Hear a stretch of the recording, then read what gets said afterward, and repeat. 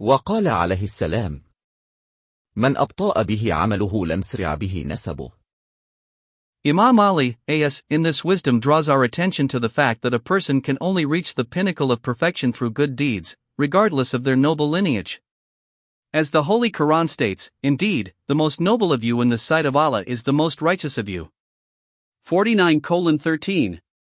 However, if one's deeds are not good, their lineage cannot elevate them or benefit them on the day of judgment.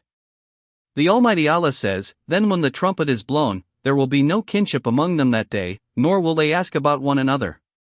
23:101. On that day, a person will flee from their brother, mother, father, and spouse, and only righteous deeds will be of any use. As the Quran states, whoever does good deeds, whether male or female, and is a believer, shall enter paradise, and not the least injustice shall be done to them. 4:124. There are many other verses on this topic, but this one suffices. It is clear that on the day of judgment, lineage will be of no use, only good deeds will benefit us. Therefore, we should not pride ourselves on our lineage, but rather strive to do good deeds, for our lineage cannot advance us.